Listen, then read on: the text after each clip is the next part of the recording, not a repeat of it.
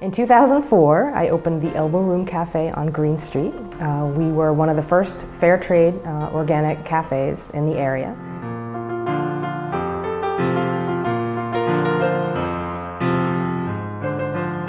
The last day of the cafe was very bittersweet, of course. There were some tears, definitely, on my part. As excited as I am to be moving on to a higher level in coffee and in my personal career, I'll never forget it. It was one of the best days of my life.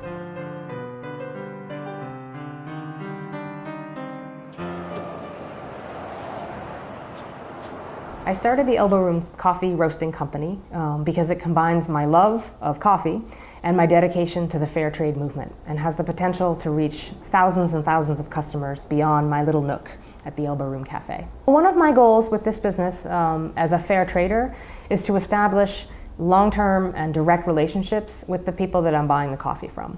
We were really privileged to take a trip to Nicaragua in 2008, where we sat at a round table of women who were all growing coffee and asked them, what is it that you most want us to tell people when we come back about what you're doing? They wanted people who drink the coffee up here to really understand how the system works and how they can be involved in it. As a roaster and a fair trader, I see a cup of coffee as a way to address and even solve some of the most major problems in the world. The coffee goes in a hopper up here and is released into the drum, which is why it's called a drum batch roaster. And there's a heat source underneath, and it spins. So the coffee never will settle and scorch in any one particular place. And then right around 10 or 11 minutes, they literally pop, just like popcorn. And they get bigger and they turn brown, and that's when they actually begin to look and taste like coffee. And at any point after that first pop, which is called the first crack, you can release the beans and they go into a sweeper where they spin and cool off. We've used a lot of social networking to reach alums who both remember the Elbow Room Cafe and are now living all over the country and are excited to buy a pound of coffee or a gift pack.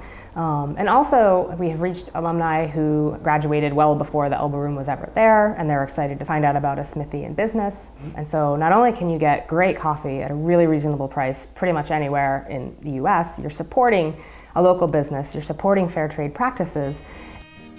Coffee means a lot of different things to different people. It's the ritual, it's a comfort, it's a break, it's an artisan product, it's a delicacy, it's what gets you through the day. And I think it's so universal that it has such appeal in so many different ways that it's just a special product.